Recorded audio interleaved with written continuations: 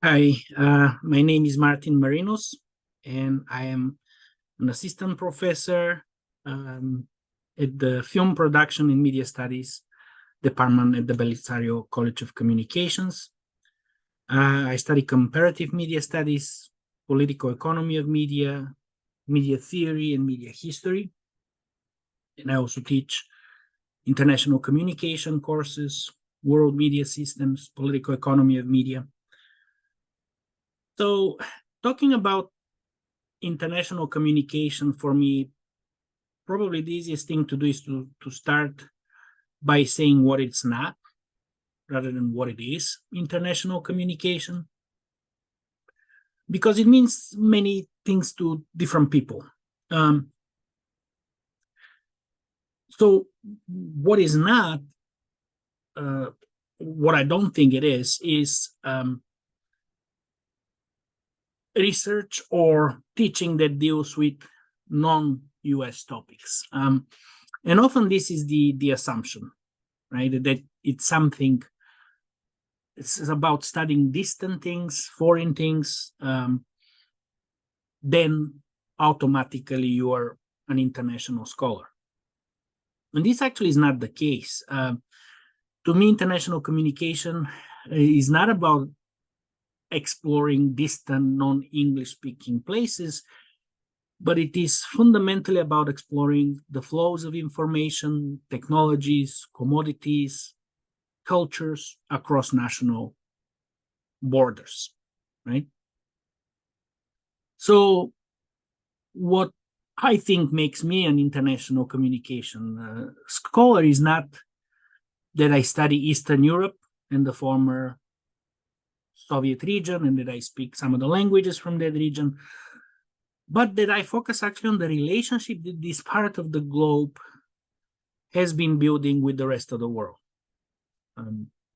So, for example, my book, which just came out from the University of Illinois Press, called Free to Hate, How Media Liberalization Enabled Right-Wing Populism in Post-1989 Bulgaria, does not just focus on what happens in Bulgaria or the Balkans, and why right-wing populism has been growing there, but I examine some of the connections that media have been building that have been actually contributing to the growth of right-wing media. For example, I examine how the monopolization of the press in Bulgaria by one German company, which took over the entire, almost 80% of the press was under its control, how actually this monopoly, this structural situation contributed to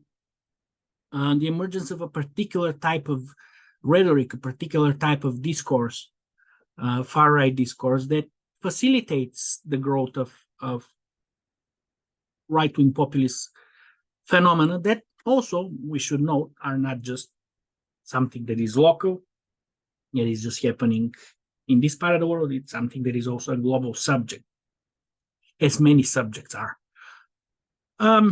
Similarly, I look into the effects of the privatization of Bulgaria's state-owned channels. One of them was privatized by Murdoch's News Corporation, News Corp, and how this channel specifically, among other things, has been actually a kind of an incubator of right-wing politicians and populists. So,